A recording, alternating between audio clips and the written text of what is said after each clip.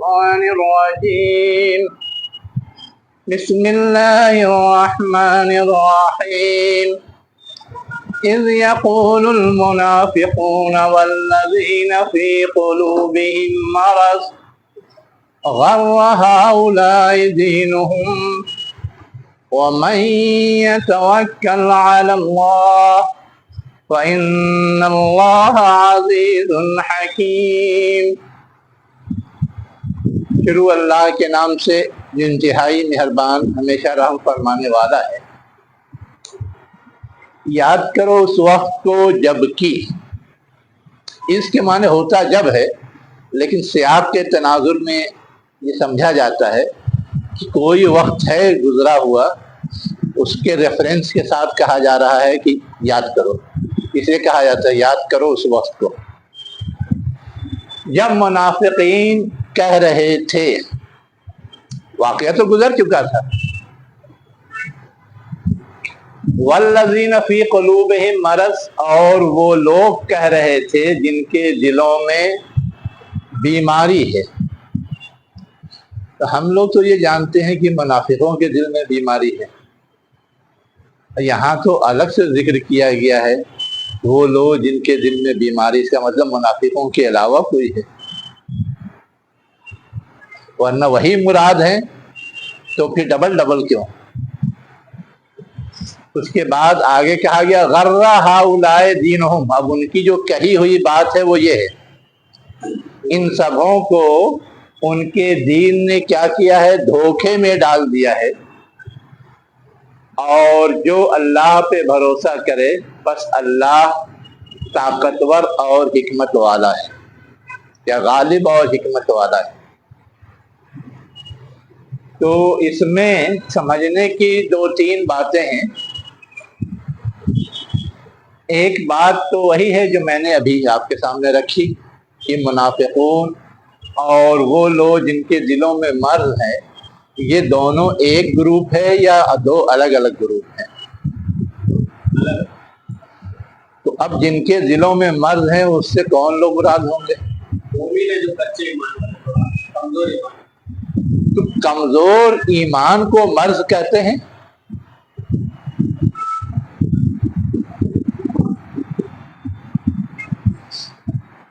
آپ کی صحت کمزور ہے نا، لیکن کوئی بیماری نہیں لاحق ہے، تو آپ کو کہا جائے گا کہ ہاں آپ کو مرض لاحق ہے۔ منافقین میں ہی کمزور ایمان والے رہے ہوں گے۔ منافق جو ہوتے ہیں ہاں ان کا شمار مسلمانوں میں ہوتا ہے، تو یہاں پر وہ منافق ہوئے جو مسلمانوں میں، ہاں، اور جو اہل ایمان نہیں، مسلمان نہیں، جیسے یہود ہاں وہ بھی تو معاہدے کے ساتھ میں تھے۔ ہاں اگر وہ مراد ہے نا، تو انہوں نے بھی یہ بات کہی تھی کیا جو بات آگے کہی گئی ہے غر ہؤلاء دینہم۔ منافقین نے تو کہا اور ساتھ دینے سے کترائے، یہ بات تو ہے، ثابت ہے۔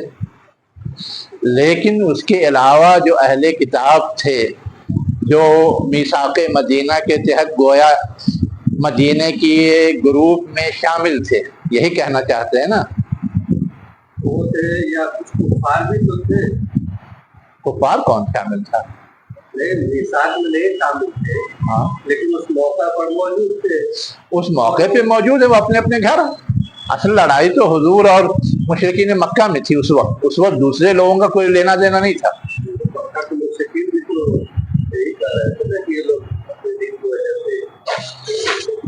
ہاں، تو گویا آپ یہ کہنا چاہتے ہیں کہ مکہ کے مشرکین مراد ہیں جن کے دلوں میں مرض تھا۔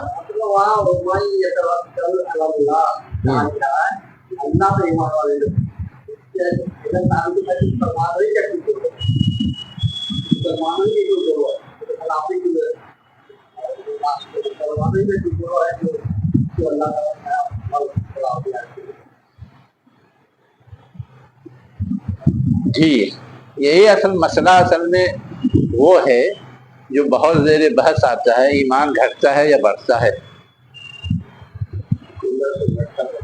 ایمان گھٹتا بڑھتا ہے۔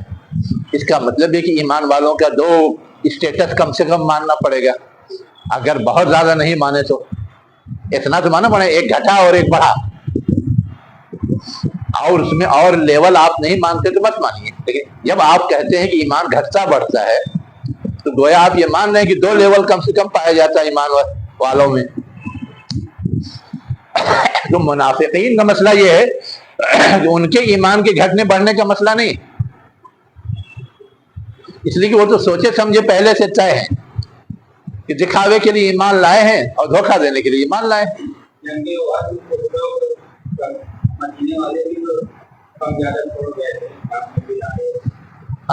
تو وہ سارے لوگ منافقین کے زمرے میں شامل ہیں، اس لیے کہ وہی ٹولہ تھا، اس کے علاوہ اور اہل ایمان میں سے کوئی ٹولہ نہیں تھا۔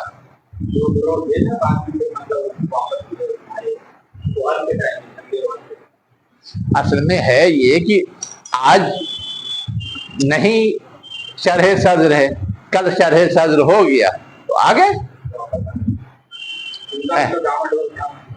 اصل میں ان کا ڈاوا ڈول تھا، لیکن وہ سب ان کے پرسنل ایشوز تھے، ہے نا۔ یہاں جو گفتگو ہو رہی دیکھیے جمع کے صیغے میں ہو رہی، پورا گروپ تھا، منافقون المنافقون، پورا گروپ۔ ویسے ہی والذین فی قلوبہم مرض، ایک آدمی نہیں، دو آدمی نہیں، پورا گروپ، وہ سمجھنے کی ضرورت ہے۔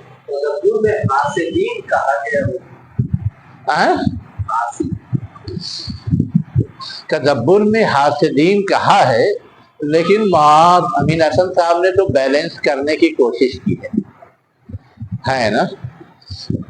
حسد کے معاملے میں تو سب سے آگے اہل کتاب ہی تھے کہ امامت ان سے چھن رہی ہے اور بنو اسماعیل میں جا رہی ہے، لیکن یہ ڈنکے کی چوٹ کہنے کی پوزیشن میں نہیں تھے، تو اب ایک دوسرا رنگ لیا انہوں نے اور مبہم جملہ یار استعمال کیا جس میں دونوں مراد ہو سکتے ہیں، اہل کتاب بھی، اور اس میں جو مسئلہ تھا وہ یہ تھا کہ نبی کریم صلی اللہ علیہ وسلم کے آ جانے کی بات ہے نا۔ صرف منافقین کے لیے یہ مسئلہ نہیں تھا کہ ان کا اسٹیٹس گھٹ گیا، عبداللہ بن ابی کا تاجی پہنایا جانے والا تھا، اسٹیٹس گھٹ گیا، بلکہ جو دو مشہور قبائل تھے اوس و خزرج، ان کے جو لیڈران تھے ان کا اسٹیٹس بھی گھٹ گیا، لیکن ان کو کم سے کم اتنی راہ و رسم یا اتنی لاج تھی کہ وہ نبھا رہے تھے، اس لیے کہ حضور سے اپنے آپ کو بڑا ثابت کرنے کی پوزیشن میں نہیں تھے۔ لیکن جیسے ہی حضور کی آنکھ بند ہوئی تو روایات میں ہے نا کہ دونوں قبیلے کے لوگ بیٹھ گئے اور دونوں سردار آپس میں آپ کا جانشین بننے کے لیے لڑائی شروع کر چکے تھے ثقیفہ بنو ساعدہ میں، ٹھیک۔ وہ تو خبر ملی ابو بکر عمر رضی اللہ عنہ کو، وہ لوگ آئے، انہوں نے ان کو سنبھالا دیا کہ دیکھو تم لوگ لڑ کر کے حضور کی جانشینی لوگے، لیکن وہ بہت سود مند نہیں ہوگا اسلام کے حق میں اور تم لوگوں کے حق میں، اس لیے کہ عرب سارے کے سارے خانہ کعبہ کی وجہ سے جتنی اہمیت قریش کو دیتے ہیں تم کو نہیں دیتے، نہیں کریں گے اور ان کا اثر قائم نہیں ہوگا، اس لیے بہتر یہ ہے کہ قریش میں سے بناؤ، اور نام تجویز کر دیا تاکہ جھگڑا نپٹے۔ بہرحال اس تجویز کے نتیجے میں اتنا تو ہو گیا کہ قریش کو بنایا ہے نا اور بیعت کی، لیکن روایات میں یہ بھی ہے کہ اوس اور خزرج میں سے خزرج کے لیڈر نے تو کر لی، اوس کے لیڈر نے نہیں کی تھی بیعت ابو بکر رضی اللہ عنہ سے، ہاں انہوں نے نہیں کی تھی، نہیں وہ پتہ تھا، ارے ایسا نہیں۔ اب ان کے لیے مسئلہ یہ تھا کہ بیعت نہیں کر رہے ہیں تو اب سب کے نظروں میں چڑھ گئے، ان کا اپنا اسٹیٹس اتنا ہی نہیں تھا کہ ایک قبیلہ بڑھ گیا ہے تو وہ بھی اپنے آپ کو بالکل رائیول بنا لیں، اس لیے کہ یہ دونوں مل کر کے بھی دبا دیتے ان کو، تو انہوں نے خاموشی اختیار کی۔ اب یہ تھا کہ بغیر بیعت کیے ہوئے وہ کیسے رہ سکتے ہیں؟ تو جو اجلہ صحابہ تھے ان کے مشورے ہوئے، اور یہ ہوا کہ جب وہ اپوز نہیں کر رہے ہیں تو بہت زیادہ بیعت کے چکر میں نہیں پڑنا چاہیے، ان کو ایسے ہی جانے دیں، باقی لوگ تو ہیں نا ساتھ، انہی کے قبیلے کے، انہی کے پیروکار، ان لوگوں نے تو بیعت کر لی ہے، ایک آدمی نے نہیں کیا۔ تو وہاں امین حسن صاحب نے یہ جو رنگ ہے قبائلی ہے نا، اس قبائلی رنگ کے جو لوگ شکار تھے ان کو حاسدین کہہ کر کے گویا دونوں کو بیلنس کیا ہے۔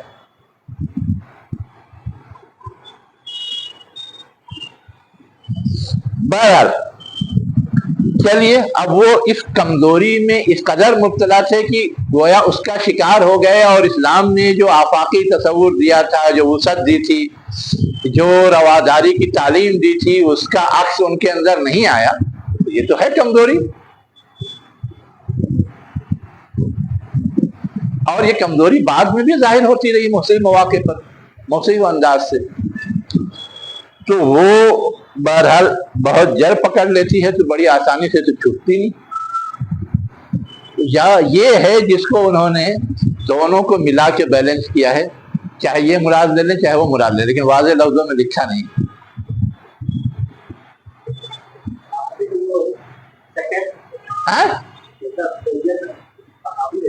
ہاں دیکھیے، دو الگ الگ باتیں ہیں۔ کیا صحابی ہونے کا مطلب ہے کہ وہ ملائکہ تھے؟ نہیں تھے نا، انسان ہی تھے۔ اگر انسان تھے تو انسانی خصوصیات کے حامل تھے، اور انسانی خصوصیات میں جو چیزیں بھی ہو سکتی ہیں وہ سب ان کے اندر پائی جاتی تھی، سب تھی۔ آخر آپ اس بات کو کیا کہیں گے کہ حضور کی زندگی میں صحابہ کرام کے ایسے کیسز آ گئے جن کیسز میں آپ کو حد جاری کرنا پڑا، ان صحابہ کے بارے میں آپ کیا کہیں گے؟ چھوڑ دیجئے دوسرے صحابہ کے بارے میں بعد کے لوگوں نے کیا کہا،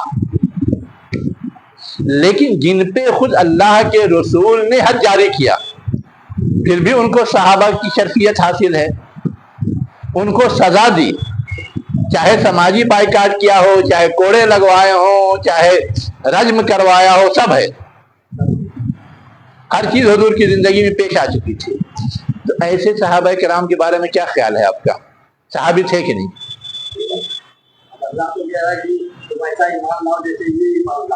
بالکل کہہ رہا ہے، لیکن ایمان لانے کا یہ مطلب کہیں نہیں بیان ہوا ہے کہ ان سے بشری تقاضوں کے تحت کبھی کوئی خطا نہیں ہوگی۔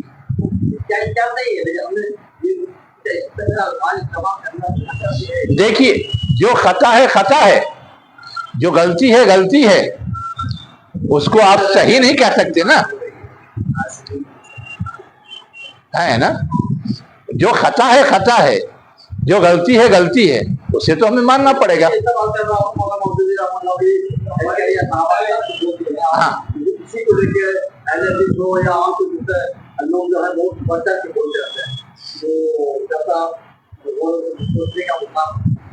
بالکل سوچنے کا مقام ہے۔ ایک چیز ہے ان کے ایمان کی نفی کرنا، ہے نا، تو ان کے ایمان کی نفی نہیں کی جا سکتی، اور ان کے ایمانی اسٹیٹس کو اپنے اسٹیٹس پہ تولا نہیں جا سکتا، لیکن جو غلطی ہے وہ غلطی، ماں مودودی پہ تو لوگ انگلی اٹھا دیتے ہیں۔ یہی بات تدوین حدیث نامی کتاب ہیں جو دارالعلوم دیوبند کے فارغ مولانا مناظر حسن گیلانی صاحب کی لکھی ہوئی ہے، جید علماء میں شمار ہوتے ہیں ہندوستان کے۔ کئی کتابیں انہوں نے لکھی ہیں دائرہ معارف کی، یعنی حیدرآباد عثمانیہ یونیورسٹی کا جو تحقیقی ادارہ تھا اس میں تھے وہ، ہندوستان کی تعلیم و تربیت پہ بھی اور بہت ساری چیزوں پہ۔ جو بات وہاں مودودی نے لکھی ہے صحابہ کے سلسلے میں، وہی بات اس کتاب کے اندر مولانا مناظر حسن گیلانی نے لکھی ہے۔ مولانا مناظر حسن گیلانی پہ تو کوئی انگلی نہیں اٹھاتا، ایک منٹ، ان پہ کوئی انگلی نہیں اٹھاتا، ہے نا؟ और मां मौदूदी पे उन्हें उठाते हैं। तो असल दर्द वो नहीं है कि इस वजह से उठाते हैं, असल दर्द तो ये है कि उन पर और दूसरी तनकीदें मां मौदूदी ने की, तब उनको दूसरा और कोई पहलू तो मिला नहीं मां मौदूदी की जिंदगी में, उछालने के लिए यही एक पहलू मिल गया, उछाल दिया। ये है सही बात। वरना एक नहीं दसियों नाम हैं जो मैं गिना सकता हूँ। जो मौक़िफ़ सहाबा के सिलसिले में हुजूर मां मौदूदी का है, वही मौक़िफ़ अहले हदीस लोग बहुत बोलते हैं ना, इब्न तैमिया ने भी उंगली उठाई है, जो उनके हीरो हैं। देख लीजिए फतावा इब्न तैमिया में। उसके बारे में एक बार नहीं बोलेंगे। और मैं कहता हूं इस वक्त आज के दौर में अहले हदीस लोग मां मौदूदी पे जो कीचड़ उछालते हैं और अलबानी को ढोते हैं। अलबानी ने मां मौदूदी के सिलसिले में क्या राय कायम की है, उनके मौक़िफ़ के बारे में क्या राय कायम की है, पढ़ लें अलबानी की बात। उसी तरह मां उबैदुल्लाह मुबारकपुरी साहब, जिन्होंने मिशकात की शरह लिखी है, अहले हदीसों के जय्यद आलिम माने जाते हैं, उन्होंने क्या राय कायम की है, पढ़ लीजिए। तो पढ़ते लिखते नहीं है, और मिसगाइड करने के लिए आवाम को कुछ भी बोल दिया जाता है, लोग उड़ते हैं।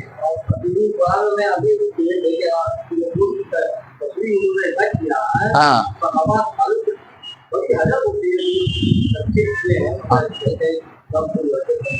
हाँ, तो वही तो मैं कह रहा हूँ कि हम लोग जरा सा सबकी चीज पढ़ें और उसको कंपेयर करें, मुकाबला करें, तो खुद समझ में आ जाएगा कि हाँ इतने लोग तो बगैर पढ़े हुए सुनकर, इधर उधर से सुनकर वो तनकीद करते। जब मौलाना इनायतुल्लाह साहब हकीकत रंग लिखे, बहुत वावेला मचलता, आप बखूबी वाक़ई, और बहुत से लोग इतराज करके आए।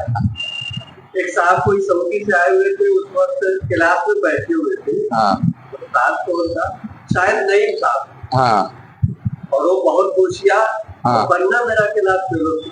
अब वो हकीकत रंग में पा गए, और नहीं साहब को मालूम है बंदा छोड़ने वाला नहीं। तुरंत पहले उनको आगाह किए कि आप उनसे नहीं मुलाकात किए, तो सुभानी साहब से बैठे। और जब वो पूरी तनकीद अपने हिसाब से कर लिए, तो उनसे पूछा गया कि आप पूरी किताब पढ़े या अधूरी? बोले मैं पढ़ाई।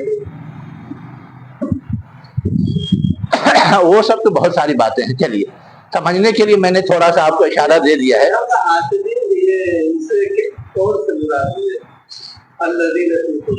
असल में वाज़े लफ्जों में उन्होंने नहीं कहा है, तो हम भी वाज़े लफ्जों में उनकी तरफ कोई चीज मंसूब नहीं कर सकते। आप जो मुराद लेना चाहिए, चाहे अहले किताब मुराद। मेरे नजदीक हासिदीन वसीदीन का मसला नहीं है। कुरान ने एक मुबहम ताबीर इस्तेमाल की है किसी भी खराबी के सिलसिले में, सिर्फ एक खराबी तक हम उसको महदूद नहीं कर सकते, है ना। वो मुख्तलिफ अंदाज की खराबियां पाई जाती थी सहाबा किराम के अंदर, बस उनका ईमानी लेवल लो था, तो वो भी हकीकत को नहीं समझते थे, कभी कभी झांसे में आ जाते थे। ये है ऐसे अब मैं बताता हूँ एक चीज जो सबसे आसान है समझने की। इब्ने अब्बास रज़ी अल्लाह अन्हु की एक राय है, तर्जुमानुल कुरान है ना, उनकी राय ये है कि यहाँ अल्लज़ीना फी क़ुलूबिहिम मरज़ से मुराद जो है वो अहले ईमान हैं जो मुख्तलिफ इलाकों में बिखरे हुए थे, और जिनको कहा गया था कि हिजरत हो चुकी है तो सब लोग अब मदीना आओ, लेकिन वो अपने माल असबाब या ताल्लुकात के पासदारी में हिजरत करके मदीना नहीं आ रहे थे। जाहिर है ये भी ईमान की कमजोरी थी। हम उनको मुनाफिक नहीं कह सकते, हम उनको क्या कहते हैं, बेईमान भी नहीं कह सकते, यानी ईमान। हाँ, तो अब एक बशरी कमजोरी थी, माल की मोहब्बत, जायदाद की मोहब्बत, रिश्तेदारों की मोहब्बत, इलाके की मोहब्बत, जो भी कह लें, उसकी वजह से उन्होंने हिजरत नहीं की थी। तो गोया एक इंडिकेशन इब्ने अब्बास रज़ी अल्लाह अन्हु ने दिया कि मुनाफिकीन से हट करके एक ग्रोह ऐसा था, यहाँ वो मुराद है। ये ठीक है, मतलब हाँ हाँ, वही वो उन्हीं को कहा जाता है ना जिनका लेवल कम होता है, अपना लेवल बढ़ाओ। ईमान ले आए लेवल तो हाँ, वही तो मैं कह रहा हूं कि हम किसी खास पहलू को इंडिकेट कर देंगे सिर्फ हसद, तो बाकी चीजें छूट जाएंगी। और जैसे कामन रखा है कुरान ने वैसे हम कामन रखेंगे तो जितनी कमजोरियों का सुदूर होगा सब मुराद हो जाएगा। जैसे मैंने मिसाल दी, इब्न अब्बास रज़ियल्लाहु अन्हु ने एक इंडिकेशन दिया ना, उसका ताल्लुक हसद से नहीं है ना। चलिए अब समझ में आ गया होगा कि वल्लज़ीना फी क़ुलूबिहिम मरज़ का मतलब क्या है, क्यों अलग जिक्र हुआ है। अब मुझे मजीद वज़ाहत करने की जरूरत नहीं। उसके बाद आगे कहा गया है गर्रा हाउलाए दीनहुम, उनके दीन ने उनको धोखे में डाल दिया है। ये बात इन दोनों की तरफ से थी, है ना। तो मुनाफिकीन तो दुनिया परस्त, और अगर मान ले कि जिन लोगों ने हिजरत नहीं की थी वो भी दुनिया परस्ती के मर्ज से मुतासिर, तो वो हर चीज को दुनिया के पैमाने, जैसे आजकल होता है ना, कोई तरक्की कर रहा है तो ये देखा जाता है कि दुनिया कितनी उसने हासिल कर ली, वो तरक्की याफ्ता है।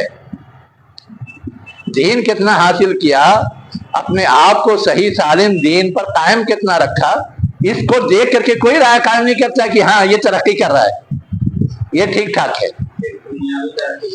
हाँ, तो जो लोग इस एंगल से सोचने वाले थे वो कहते थे कि देखो, जैसे यहाँ जो लोग हक के लिए अपना हर कुछ तज करके कोशिशें करते हैं, जद्दोजहद करते हैं, कुर्बानियां देते हैं, दौड़ भाग करते हैं, उनको भी यही कहा जाता है पागल हो गए, बेवकूफ है ना।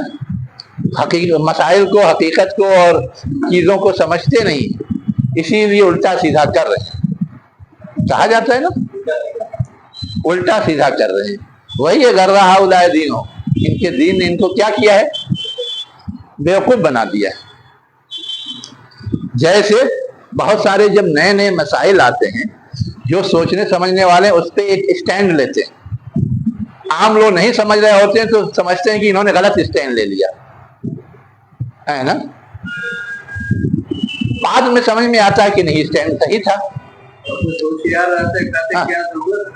क्या जरूरत है ना। और उससे ज्यादा जो लोग होशियार बनते कहते हैं कि कुछ तो है दाल में काला, इसीलिए तो हुकूमत की निगाह इनके ऊपर है। पता चलता है कि हुकूमत ने अपना सारा जोर आजमा लिया और कोई प्रूफ दे ही नहीं सके। तो हुकूमत तो प्रूफ नहीं दे पा रही, लेकिन लोग उससे पहले मुतमईन हो जाते हैं हुकूमत के पास प्रूफ है।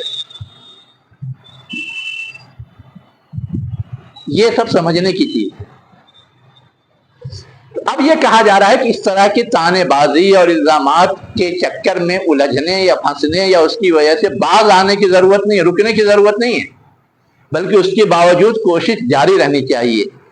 वमन यतवक्कल अलल्लाह, और जो अपनी कोशिश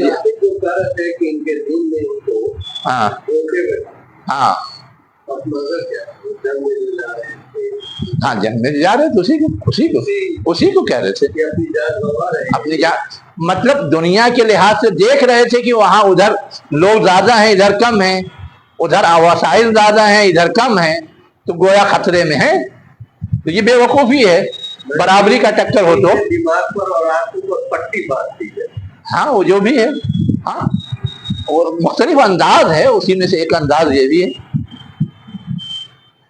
तो ये कहा जा रहा है कि इस तरह के इल्जामात या एतराजात से घबराने की जरूरत नहीं है, तो अपनी कोशिश जारी रखो, अल्लाह भरोसे, वसाइल के भरोसे या इन लोगों के सपोर्ट के भरोसे नहीं, है ना। और जान लो कि अल्लाह क्या है, सबसे ज्यादा ताकतवर है, गालिब है, उसके आगे किसी की चले उलेगी नहीं।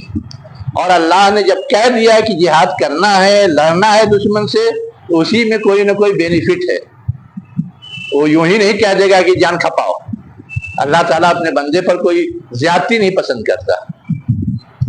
उसके बाद आगे क्या कहा जा रहा है, वलाउ तरा,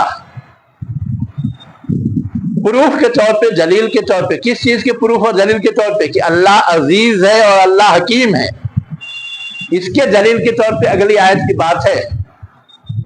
कैसे अल्लाह गालिब है, क्या कह रहा है?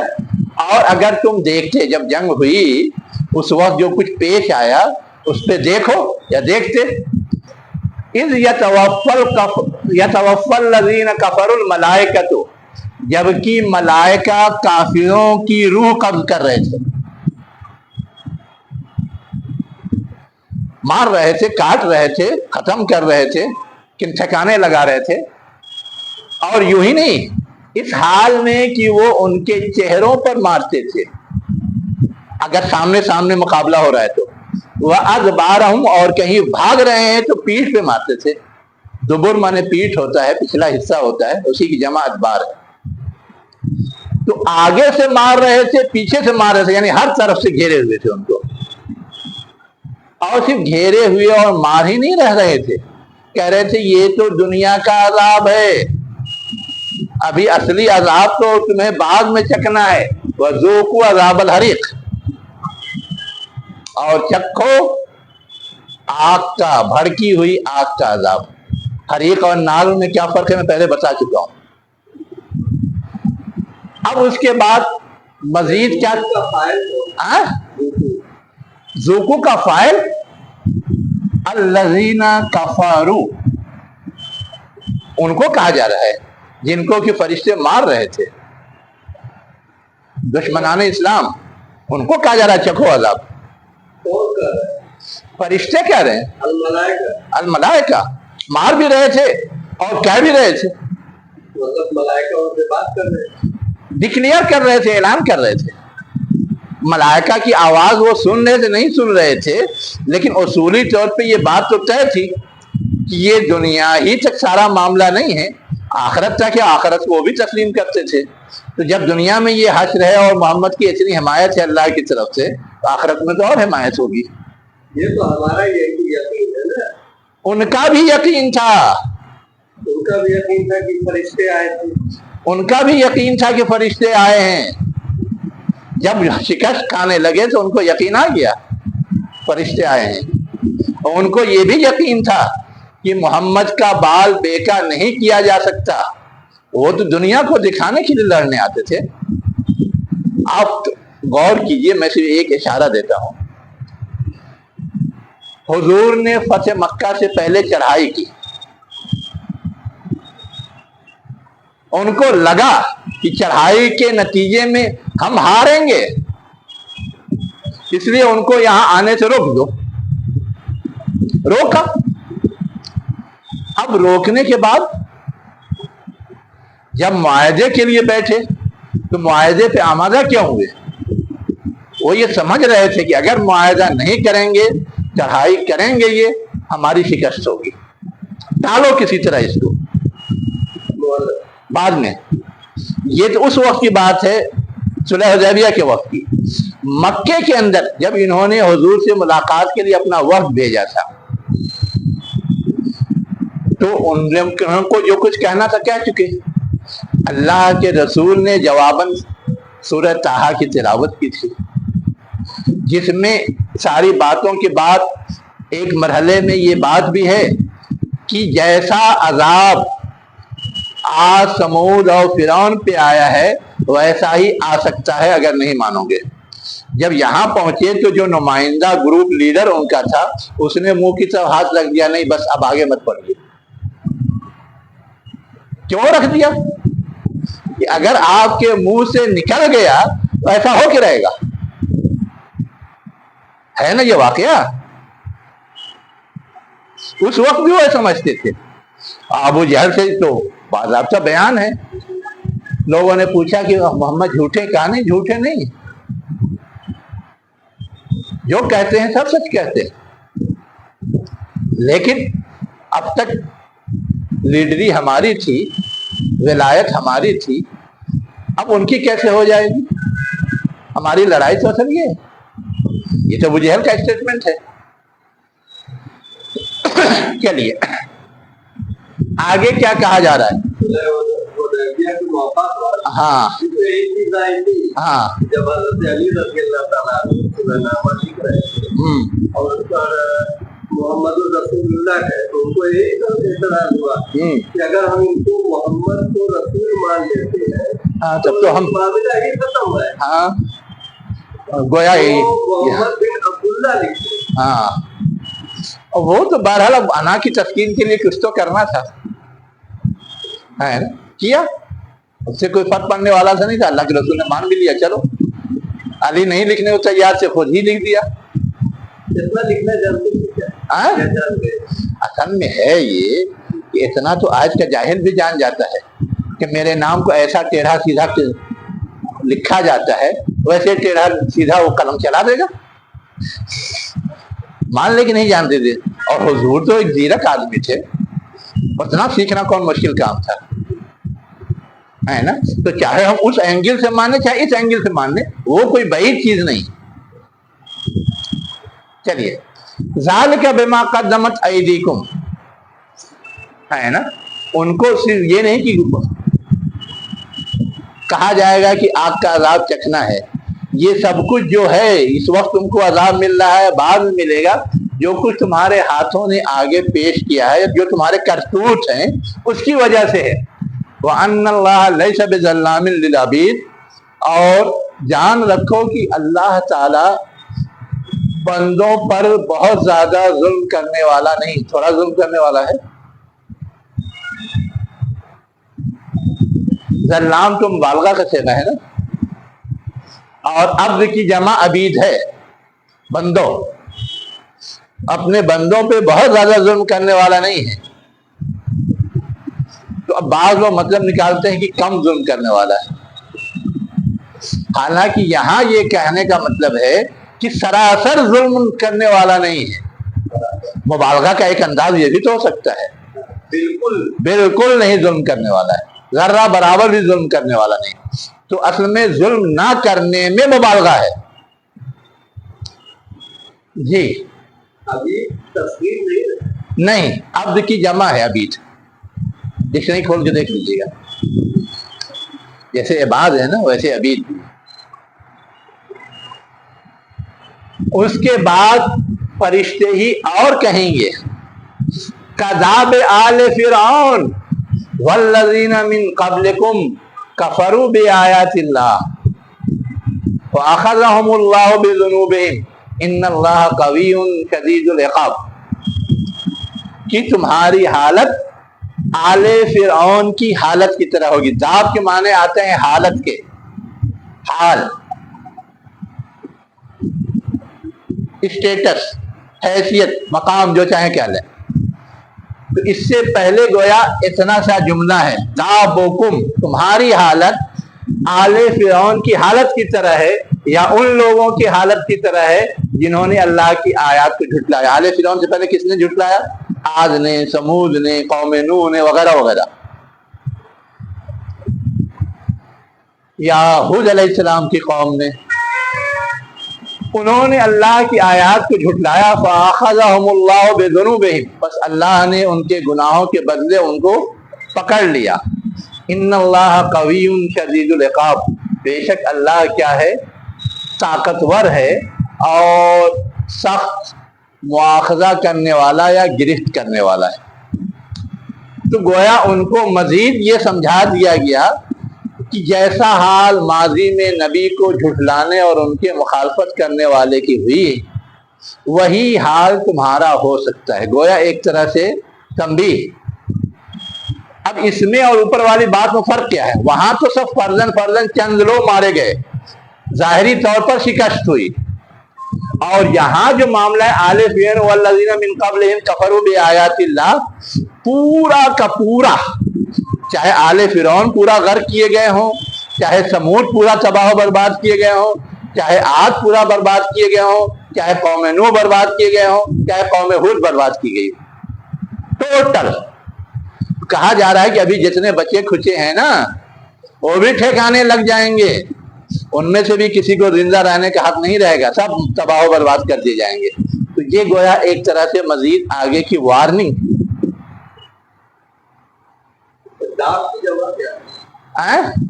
दाब की जमा दो, दाल वाव वाव बे, जानवर के माने में एक आता है, वो अलग अलग है।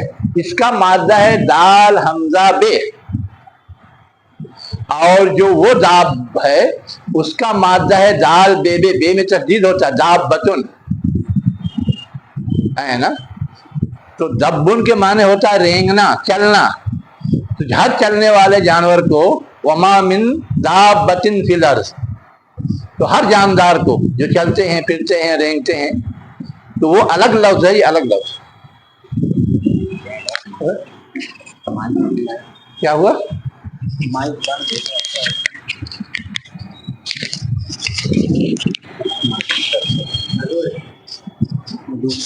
چلیے آگے کیا کہا جا رہا ہے؟ ذالک بأن اللہ مغیرا نعمتا انعمها على قوم حتى یغیروا ما بانفسهم وان اللہ سمیع علیم. اب یہ بات جو بتائی گئی ایسا تمہارے ساتھ ہو سکتا ہے، تو آگے اب مزید وضاحت کی جا رہی ہے. کسی ان کے ساتھ ہوا اور تمہارے ساتھ ہو سکتا ہے، معاملہ یہیں تک محدود نہیں رہے گا، بلکہ یہ بات ایک اصولی بات ہے نا. وہی اصول ان سب لوگوں پہ فالو ہوا اور آئندہ بھی فالو ہو سکتا ہے. اسی کو کہا جا رہا ہے یہ اس وجہ سے کہ اللہ کسی نعمت کو نہیں بدلتا جو اس نے کسی قوم پر کیا ہو، یہاں تک کہ وہ خود اسے اپنے اوپر بدل لے.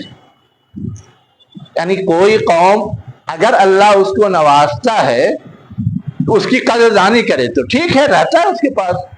لیکن اگر قدردانی نہ کرے اور ناقدری کرنے لگے تو پھر اس سے چھین لیا جاتا ہے، اور چھین کر کے ان کو ختم کر دیا جاتا ہے، کنارے کر دیا جاتا ہے. جو لوگ قدر کرنے والے ہوتے ہیں نئے ان کے حوالے ہو جاتا ہے. یہ ہمیشہ ایک اصولی بات ہے. یہ صرف پچھلی قوموں ہی تک نہیں تھا یا صرف حضور ہی تک نہیں تھا، بلکہ یہ اصولی ایک بات بتا دی کہ ہمیشہ کے لیے ہے. اب نعمت سے مراد کیا ہے؟ راہ راست بتانے کے لیے نبی آتے ہیں، کتاب آتے ہیں، جو بھی اللہ کا نظام ہے نا، وہ بھی اللہ کی نعمت ہے. ہم کو تو بتایا گیا دنیا میں سب سے بڑی نعمت کیا ہے؟ قرآن ہے نا، ہدایت ہے. تو اصلاً اس کی طرف اشارہ ہے.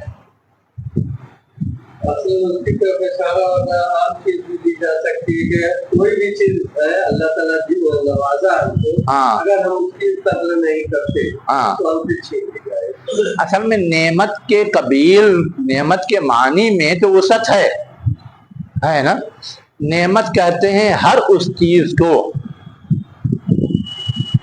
جو آپ کو اچھے سے اچھا بنا دے، ہے نا. ہم لوگ بولتے ہیں نا ناز و نام میں پلا ہے، یعنی اس کی ضرورت کی ہر چیز وافر تھی، اچھی تھی، پسندیدہ تھی. یہ ہوتا ہے نام کا مطلب. نام اور نعمت وہ ایک ہی سورس سے ہے. یا اور ہم لوگ بولتے ہیں نا نائم، کس کو بولتے ہیں؟ نرم و نازک کو. ویسے ہی اونٹ کا ایک نام نعم ہے، بلکہ سارے جانوروں کو نام بولتے ہیں جس کی جمع انعام ہے. کیوں بولتے ہیں؟ اس کی اس افادیت کی وجہ سے جو انسان کو پہنچتا ہے، اس سے وہ غذا بھی حاصل کرتا ہے، اس سے وہ سواری بھی کرتا ہے، اس سے وہ اپنے لباس بھی حاصل کرتا ہے، اور اس سے وہ پرانے زمانے میں تو اس کے کھال سے گھر بھی بنا لیتے تھے اور پتہ نہیں کیا کیا یوز کرتے تھے. بلکہ پرانے زمانے میں اسی سے چاقو بناتے تھے، اسی سے برتن بناتے تھے، سب یوز کرتے تھے، ہڈیوں سے، دانتوں سے. اتنا فائدہ مند ہے. جو چیز بھی انسان کو فائدہ پہنچائے وہ نعمت ہوتی. ہاں نعیم، نعیم لفظ جو ہے وہ جمع ہے نعمت کی. نعمت اور نعیم میں کوئی فرق نہیں ہے، واحد جمع کا فرق ہے. وہ نعیم الگ، وہ صفت نہیں ہے. جنت کے ساتھ وہاں بھی نعمت، نعیم لفظ جمع ہے. جنات النعیم کا مطلب نعمتوں کا باغ، نعمتوں سے پر، نعمتوں سے بھرا ہوا.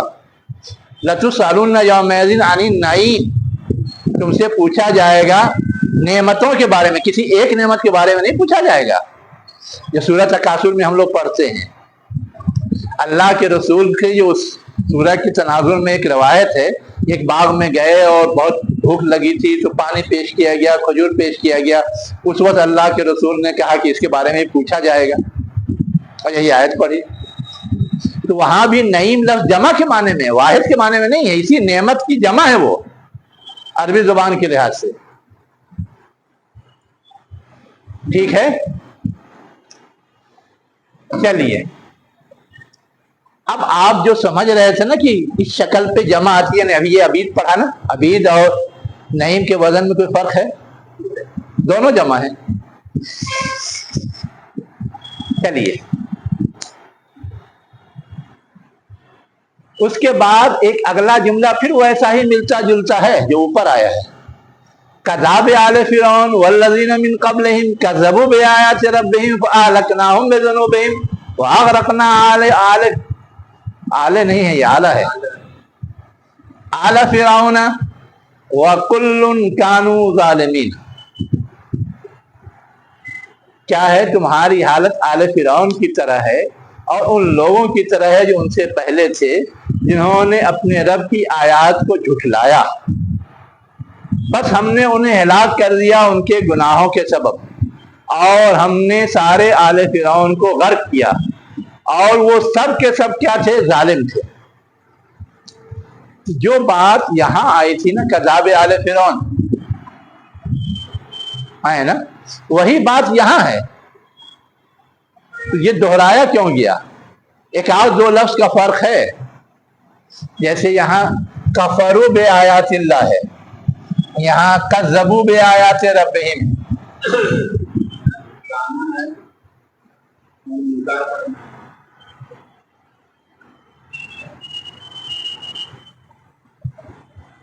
یہاں پر یہ بتایا جا رہا ہے کہ جو کی حالت تھی آل فرعون کی، یا جو جن کے اوپر یہاں اخذہم ہے، یہاں اہلکناہم ہے، یہ بھی فرق ہے.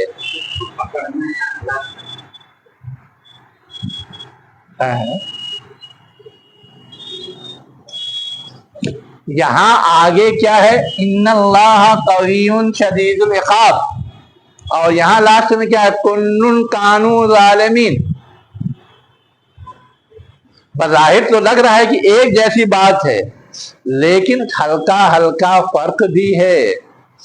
اصولی طور پہ تو ایک جیسی بات ہے، ٹھیک ہے، لیکن یہ ہلکا ہلکا جو فرق ہے نا، یہ اصل ایک نیا معنی دیتا ہے، وہ اصل سمجھنے کی ضرورت ہے.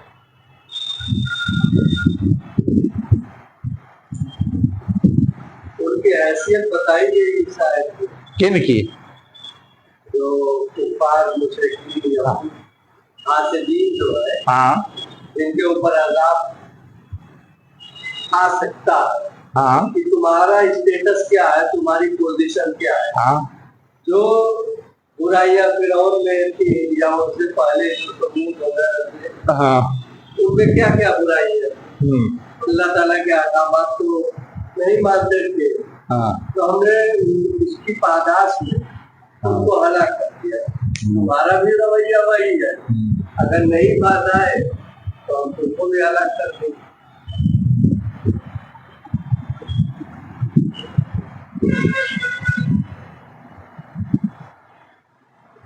یہ تین اسٹیٹس ہے، سطح ہے. سب سے پہلی سطح کفر ہے، جس کا تعلق صرف اپنی ذات سے ہوتا ہے. دوسری سطح تکذیب ہے،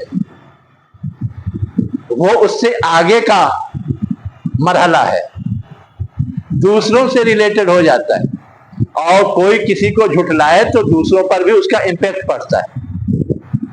چپ چاپ خاموش رہے تو تھوڑا نہ پڑتا ہے. جھٹلانے کا مطلب وہ آگے کچھ اور چاہتا ہے، اس کو جھٹلا کر کے اپنی کوئی چیز منوانا چاہتا ہے، اور اس سے آگے یہ تیسرا اسٹیٹس ہے کہ کوئی نہیں مان رہا ہے جو وہ منوانا چاہتا ہے، اس سے جبرن منوانا چاہتا ہے. اب کچھ فرق سمجھ میں آ رہا ہے؟ ہم دیکھتے ہیں یہاں بہت سارے لوگ ہیں جو اللہ کو نہیں مانتے، لیکن انہیں اس سے بھی مطلب نہیں کہ کون اسلام پہ عمل کرتا ہے، کون سکھ مت مانتا ہے، کوئی گولڈن مانتا ہے، اس سے بھی کوئی مطلب نہیں ہے۔ لیکن ایک دوسرا گروہ ہے جو کہتا ہے ہم ہی صحیح ہیں تو غلط ہے، تمہیں نہ چلے جوا، ہم ہی رہبا۔ اور اب جو صورتحال پیدا ہو رہی ہے وہ یہ ہے کہ جو ہم کہا تھی وہی کے معنی کے ہے، نہ تو نہ رہے دیبا، ہاں وہی کی کھائے کے ہے، دوسری چیز نہ کھائے دیبا۔ اب سمجھ میں آیا؟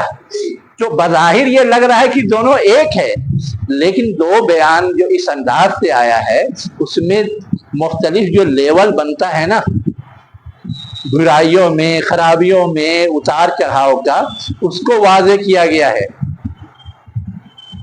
چلیے پہلی یہ ہے کہ آپ کیا کہہ رہے ہیں، ہاں آپ کیا کر رہے ہیں، ہاں ہم سے اس سے نہیں مطلب، ہم آپ کی بات نہیں مانیں گے، آپ جائیے، ہم جا رہے ہیں، ہم اپنا کچھ کریں گے۔ دوسرے میں یہ ہے ہاں کہ ہم آپ کی بات نہیں مانیں گے، ہاں کسی کو ماننے اس لیے کہ آپ جھوٹے، اس لیے کہ آپ جھوٹے، ہاں اس لیے کہ آپ جھوٹے، ہم آپ کی بات نہیں مانیں گے، آپ جائیے، ہم بھی جا رہے ہیں۔ اور تیسرا یہ ہے کہ ہم آپ کی بات نہیں مان رہے ہیں، آپ جھوٹے بھی ہیں، اور آپ کو ہماری بات ماننی ہے۔ یس، اب سمجھ میں آ گیا، اب فرق سمجھ میں آیا دونوں آیت کا، ورنہ بظاہر یہ لگ رہا تھا کہ ایک جیسی آیت ہے تو دہرایا کیوں گیا ہے۔ چلیے اب اس کے بعد آگے کیا کہا جا رہا ہے؟ جو اس لیول کو پہنچ گیا اسی کو کہا جا رہا ہے شررت دواب۔ دابہ کہتے ہیں ہر جاندار کو، اسی کی جمع ہے دواب۔ تو بدترین جانور یا بدترین جاندار، اب ہم لوگ تو یہ سمجھتے ہیں کہ جانور سے مراد صرف یہ جو انسانوں کے علاوہ جانور ہوتے ہیں وہ، حالانکہ عربی زبان کے لحاظ سے جو بھی جان رکھتا ہے، چاہے انسان ہو چاہے حیوان ہو، سب جاندار شمار ہوتے ہیں۔ عربی کے لحاظ سے یا فارسی؟ عربی کے لحاظ سے بھی قرآن میں حیوان کا لفظ سب کے لیے آیا ہے۔ جانور فارسی کا ہے، جانور فارسی کا ہے، فارسی سے اردو میں آیا، تو ہم لوگ صرف ان کو حیوان سمجھتے ہیں، اپنے آپ کو حیوان نہیں سمجھتے، حالانکہ ہم بھی حیوان ہیں، جاندار ہیں۔ تو یہاں اصل میں اس معنی میں، جاندار کے معنی میں، ان شرر، جتنے جاندار ہیں اس سے بدترین جاندار اللہ کے نزدیک وہ لوگ ہیں جنہوں نے کفر کیا، فہم لا یؤمنون، پس وہ ایمان نہیں لاتے۔ یعنی اللہ نے ان کے لیے انتظام کیا، ایمان کے اسباب فراہم کیے، لیکن وہ ایمان نہیں لاتے۔ اب اگلا جملہ ایک اور ہے، الذین عاہدت منہم ثم ينقضون عہدہم فی کل مرۃ وہم لا یتقون۔ ہاں ہاں ہاں ہاں انہیں کے بارے میں نے کہا، تو اس مقام کے بعد جو پوزیشن بنتی ہے وہ ہے شررت دواب۔ اور آپ تفاسیر پڑھیں گے پرانی تو ملے گا کہ اس سے مراد یہود ہیں، نئی تفاسیر میں تو ملے گا کہ جو انتہائی بگڑے قسم کے لوگ ہوتے ہیں اور دوسروں کے بگاڑ کا سبب بنتے ہیں، انہوں نے یہود لفظ سے اوائڈ کیا ہے، ایک اصولی بات کرتی ہے۔ لیکن پچھلے میں جو نقل در نقل ہے اس میں یہود ملے گا، شررت دواب سے مراد یہود ہیں۔ اور تفصیل میں جائیں گے تو ملے گا کہ مدینے کے جو یہودی قبائل تھے اور وہ حضور کے خلاف سازشیں کرتے رہتے تھے، وہ سارے قبائل مراد ہیں، اور وہ 6 تھے، ہم لوگ تو 3 ہی 4 پڑھتے ہیں نا۔ ہاں، اور اس میں ہم لوگ کیا سنتے ہیں؟ بنو قریظہ، بنو نذیر، اور ہاں اب ان 6 میں بھی جب اسٹیٹس متعین کرتے ہیں تو ہم لوگ یہ سمجھتے ہیں کہ یہ 3 تھے جن کو یہاں سے نکالا گیا، جس کو پہلے نکالا گیا وہ زیادہ بگڑے تھے، اس کے بعد والے اس سے کم، اس کے بعد والے اس سے کم۔ اس سے پہلے خود بھاگ کر کے اپنے تحفظ کے لیے بعض گروہ بھاگ گیا تھا، ہے نا؟ ہاں، اس میں سے ایک قبیلے کا نام ابن التابوت تھا، تو بعض مفسرین یہ لکھتے ہیں کہ شر الدواب سے وہی گروہ مراد ہے جو آخری ہوشیار تھا، جو اصلی ہوشیار تھا، آخری ہوشیار، مصیبت آنے سے پہلے ہی وہ نکل گیا، ہاں مصیبت آنے کے بعد نکل رہا۔ ہاں تو وہ پہلے ہی نکل گئے تھے۔ کہا جا رہا ہے کہ اللہ کے نزدیک وہ لوگ جنہوں نے کفر کیا پس وہ ایمان نہیں لاتے، وہ کیا ہیں؟ انتہائی بگڑے جاندار ہیں۔ اور اسی کی ایک منٹ، تو وہیں تک کیوں رک گئے؟ آگے بھی تو پڑھو۔ جس الذین کا بھی وہیں سے تعلق ہے نا، ایک ترتیب سے سب سے پہلا جرم تو کفر ہی ہوتا ہے نا، ہے نا؟ اب کفر کے بعد ان کے لیے سہولت ہدایت کی فراہم کی گئی تو اس کو بھی نہیں اخذ کیا، اور اس سے آگے بیچ کی راہ اپنائی گئی، کم سے کم معاہدے کے ساتھ ملی جلی زندگی گزارو، جو مدینے کے اندر ان کے ساتھ میثاق مدینہ ہوا تھا، اب وہاں پہنچ گئے، ہے نا؟ تو الذین عاہدت منہم، جن سے تم نے عہد لیا تھا، اب یہ وہ لوگ ہیں جن سے معاہدہ ہوا تھا، جو میثاق مدینہ میں شامل تھے۔ ثم ينقضون عہدہم فی کل مرۃ، پھر وہ کیا کرتے ہیں؟ اپنا عہد توڑتے ہیں ہر بار۔ ہر بار کا مطلب ہے کہ ایک بار نہیں توڑا، یہ غلطی ہے، نظر انداز کر دیا جائے۔ جب جنگ ہوتا تھا سب، بدر میں بھی، احد میں بھی، غزوہ احزاب میں بھی جا جا کے بھڑکایا تھا۔ وہم لا یتقون، وہ ڈر سے نہیں، ان کو ذرا پرواہ نہیں ہے کہ ہم عہد توڑ رہے ہیں تو ہماری گرفت اللہ تعالیٰ کر لے گا۔